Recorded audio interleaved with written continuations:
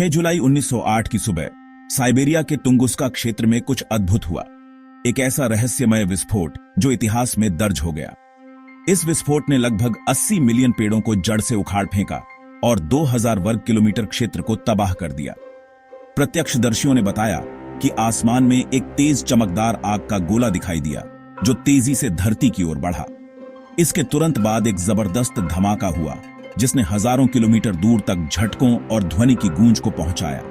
इस विस्फोट की ऊर्जा का अनुमान लगभग 10-15 मेगाटन टीएनटी के बराबर लगाया गया है, जो हिरोशिमा पर गिराए गए परमाणु बम से 1000 गुना अधिक थी। विस्फोट इतना शक्तिशाली था कि यूरोप और एशिया में कई दिनों तक रातें असामान्य रूप से उज्जवल रहीं। वैज्ञानिकों का मानना है कि यह घटना किसी उल्कापिंड या धूमकेतु के पृथ्वी के वायुमंडल में प्रवेश करने और लगभग 5-10 किलोमीटर की ऊंचाई पर फटने के कारण हुई थी।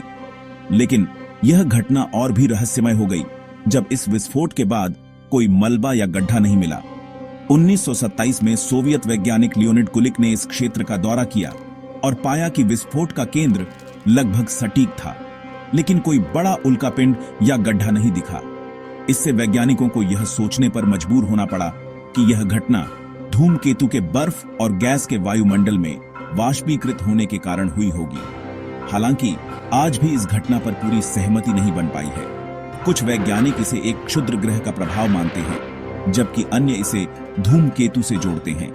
तुंगुस्का घटना न केवल इतिहास की सबसे बड़ी अंतरिक्ष प्रेरित आपदा थी, बल्कि यह मानवता को ब्रह्मांड की असीम शक्तियों का एहसास कराने वाली घटना भी थी। इसने वैज्ञानिक अनुसंधान और अंतरिक्षीय खतरों की तैयारी को नई दिशा दी। आखिरकार यह घटना हमें याद दिलाती है कि हमें ब्रह्मांड की इन अद्भुत घटनाओं के प्रति हमेशा सतर्क रहना चाहिए। तो दोस्तों, ये थी तुंगुस्का विस्फोट की कहानी। क्या आप भी इस रहस्य को सुलझाने में रुचि रखते हैं? नीचे कमेंट में अपनी राय बताएं और चैनल को सब्सक्राइब करना न भूलें।